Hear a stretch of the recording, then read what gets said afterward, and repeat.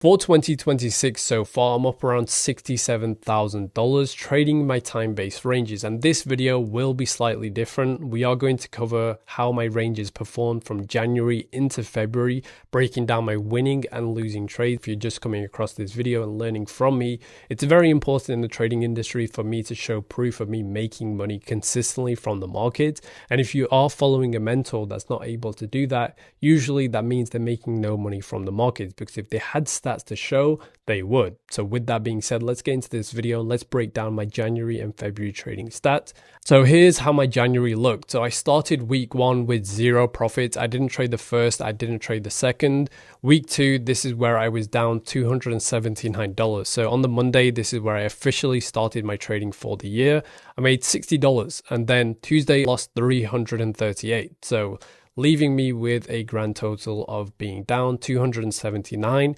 Week 3, this is where I made $42, and then I lost 1.7k, and then I lost 1.5k, and then I did make back 2k, so I reduced some of those losses. The most important thing for me is my risk management, right? Being able to manage my risk, stay afloat to trade another trading day. So I started the year down around 1.3k, and then week 4, this is where I started to get back into the groove of things. So I had a winning day on the Thursday, and then I had a winning day Monday, Tuesday, Wednesday, and Thursday. So this was a grand total of 7.4k. Week 5, I made 5k. So I won on the Wednesday, I won on the Thursday. I didn't trade the Monday and the Tuesday.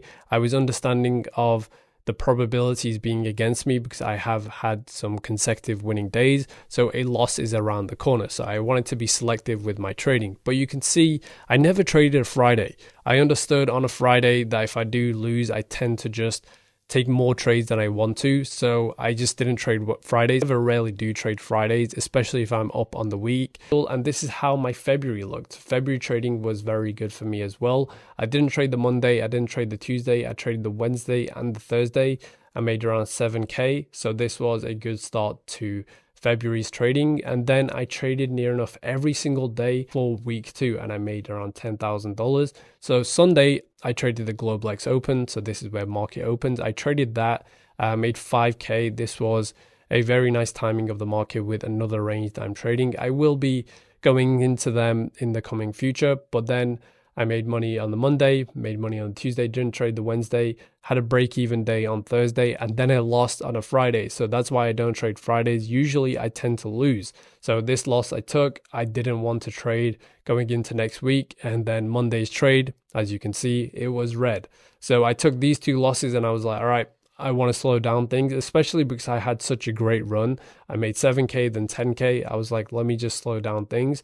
And then I traded Monday and Tuesday. So these were the high probability days for February for me.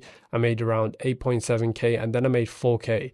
From this, I was like, all right, I'm done. I don't want to trade the Wednesday. I don't want to trade Thursday or the Friday. I'm just going to be done right here. Call it a month. It's been a very good trading month, and then start to year as well. So 10 trading days, 12 trading days. You can see that I rarely ever trade Fridays because I like a extra weekend. So before we get into all of the trade breakdowns, I want to go over my time-based ranges so you have a bit of solidified assets to trading, right? So January and February, this is all I traded, focusing on my time-based ranges. The first one for the London session is 112 to 212. The second for the New York session is 812 to 912. This is all on Eastern Standard Time. So essentially, the easiest way I can put it, this is so simple. We take out the low of the range, we target the opposing end of the range. This is not a pattern. We're not expecting this to always get hit. As you can see from my trades, I do end up taking losing trades as well. But over time, being selective with your trading, you are going to come out on top. So let's go over January's trading dashboard again before we get into all the trade down. So this was January, where we traded a total of 12 trading days, where we finished week 1 with $0 in profit. Week 2, we made 279. Week 3, we lost 1.2k. Week 4, we made 7.4k. And then week 5, we made $5,000. So this is the grand total of January. Now let's break down the exact trades for every single individual day. So January 5th, this is where I had my break-even day. You can see this is where we take out the high of the range. Initial delivery shifts closing below all three of these candles. This is the OB that closed within liquidity as well. So I want to see this hold up. This is where I short Once we get down to here, this is where I move to break even. The market just comes back and hits my break even. So from this standpoint, I can't do anything else. The market should have delivered to this low. I do believe we may have made an SMT, but I just take the break even and I move on with my day. We have the 6th of January. You can see we have the initial delivery shifting where we close below these up close candles. Once we close below, this is where I'm shorting. I could have moved to break even. I wanted to leave this to run just in case we did have a wick higher that takes me out break even, and then we take the low of the range. Unfortunately, we didn't do that. We just took my stop loss. So this is where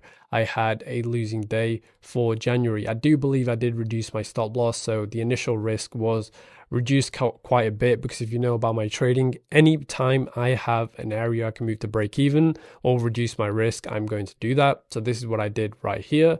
And let's go over the next trading week. On the 12th, this is where I had my break even. So we have the low of the range. My bias is already bullish. This is where I bought with this initial drop to the downside. Once we started to close above, I did become pretty aggressive with this. So I did trail my stop loss to break even, hits my break even, and then trades to the upside. So trades like this, you really can't do much. And you need to understand what I'm breaking down right now. This is purely just going over the ranges. We haven't blended anything else. So this is a quick speed run of my trading month. So you can see how repeatable this process actually is just from the ranges alone. And then we have the loss I took on January 13th. We have my time-based range.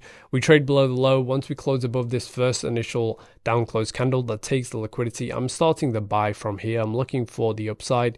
I kept a hold of this trade because I was expecting to run to the opposing end of the range.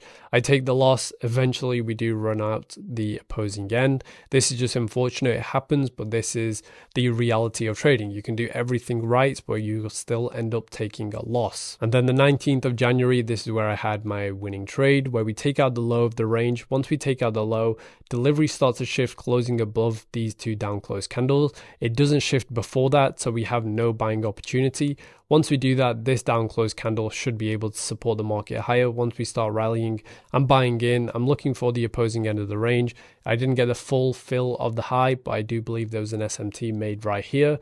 I took my full profits. I believe this was like a 1 to 3 trading setup. So I made my money and I was able to get out. 20th of January, this is again my winning trade. So we have the time-based range right here. We take out the high. I didn't want to short because I was expecting a bit of a chop and another run above this high. We take out this high, we start to shift delivery. So this is the first gap that fails. We close below 50%, which is right here with this candle. Once we poke above higher, this is where we have my OB made in liquidity. So this is where I want to short, trading back into this, take it down to this low, and I'm done. I could have targeted this low, but just for getting back in profit on my account, that's what mattered the most. So you can see liquidity rested above this high. This is the up close candle, fails to close above. We close below it, delivery shifting short term. We can short to target the opposing end. So the framework is still there. Either you take a break even or whatever. The framework is still bearish with the model. And then 21st of January, this is my winning trade as well. We poke up above the high. We have the up close candles. Once we close below this is where I'm looking to short. Once we short, I'm looking to target the opposing end of the range. If you're making a 1 to 2 or 1 to 3, you're already making good profits from the market. You don't even need the opposing end of the range. Eventually, we do deliver to it later on in the trading day. I just took my profits and got out of this market because I didn't want to watch it any longer. So this was my win on the 21st as well. 22nd of January, you can see we made the SMT with ES poking above the high. This candle closes below the first initial gap. I'm shorting with a stop loss above this high. This is where I made my quick profits. This was for the New York Open as well. We poke to the downside. We have a very nice trade on the 22nd of Jan. So I'm basically closing in January with more profit as we go into the trading. And you can see every single winning trade does look identical to the previous one. And we haven't blended any other aspects to trading, right? I teach a lot more than just the ranges. I'm just going over the ranges to make this video shorter than it needs to be, you know, because I don't want to be going over so many things and confusing all of you for every single breakdown. If you want to check those breakdowns out, you can just go onto my Twitter page where I break every single one of these trades down. 28th of January, we have my time-based range. We run the low. So once we run the low, I'm looking at the OB made in liquidity. So this was a down close candle. Closing above it, so this is on the higher time frame. I'm looking at the one just to give you guys a bit more clarity, right, where you can frame your trade. So Closing above, this is where I'm buying long, targeting the opposing end of the range. I'm covering at break even, so this is where I got out at midpoint. Actually, it was just the retracement of this candle, but still a good exit out of this trade, and I did finish the 28th with a win. And then the 29th, so my last trading day of the month, we trade above the high. This is where we have the OB closing below this gap, trading back into this. I'm looking to sell to target the opposing end of the range. Got out before the range low gets hit. We have very equal lows, and then we have opposing liquidity resting.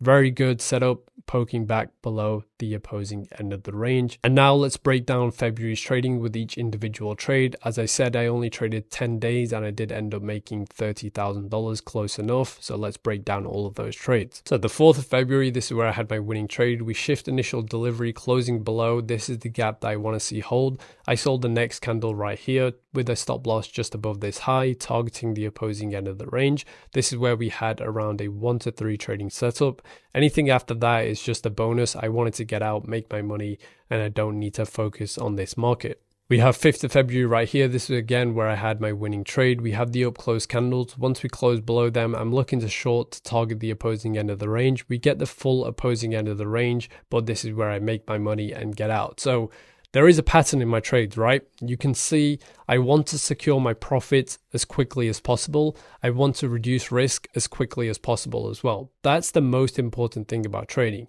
There's no guarantee that the market is going to get to the opposing end of the range, but there is a guarantee that it can reverse on you and hit your stop loss and you lose money, because the only thing guaranteed in trading is you not having an income. So any point you are able to generate an income, that's where I'm taking profit, because I want to pay myself. And then we have 9th of February, we trade below, taking out the opposing end of the range. We want to target the high. This is where you can start buying, but you can see this is the down close candle. We failed to close above the second one, so referring back to my 3 candle rotation, which initially shifts the full delivery. This is where I buy long, targeting the opposing end of the range, and then we get a full fill of that with a winning trade as well. So 10th of February is right here. We take out the high of the range. We chop around a bit, but my model is telling me I need to sell. I'm targeting the opposing end of the range. All of these are failure swings. So going back to my bootcamp, if you have watched that, understanding where liquidity actually rests, it's easier for the market to take out these lows than it is for it to run this high one more time. But it could run that high one more time as it's already accumulated orders below this low. Orders get paired above this high. You can see we have real life order pairing within the market, and just referring back to my time-based range. So 12th of February, this is again my winning trade. We trade above the high of the range. I'm shorting once we close below this up close candle. This is where I short, trading back into the volume imbalance. It holds for a 1 to 2 or a 1 to 3 trading setup. That's all I need, but later in the day, we do initially take this out. But this was very slow price action. So when I see the market just doing this, either it needs to run this low as quickly as possible, or it's most likely to reverse. So from this point, I'd rather pay myself than wait for the market to hit my break even at that standpoint. This is where I resulted in a winning trade. So 13th of February, you can see we have my time-based range. We take out the high, delivery shifts. I'm shorting. I want to target the opposing end.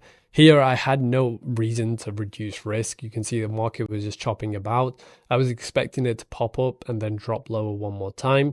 It did exactly that, but just a bit higher, taking my stop loss and then dropping lower, running this high again. OB made in liquidity, was sensitive, holds down, pushes back into 50% of the range. This is where profit taking at 50 points really is all you need with my ranges. And then the 23rd of February, this was again a clean day. We trade higher, close above this up down close candle. Once we do that, the delivery shifts, return back to this gap. I played 2 trades actually this day. I remember I shorted here expecting the run this low, and then I also traded a continuation for the run to the lows as well, because I was heavily bearish. Those of you that know me, I am pretty bearish on indices all year round, although they are a bullish market, but I just enjoy selling them a bit more. So we have the range, trades above. This is where I'm shorting. We sat through a choppy day here, eventually getting the low of the range, but again, I traded another position targeting some more lows. Then the final day for February, which was also a winning day, we take out the high of the range, delivery shifts, short, target the opposing end.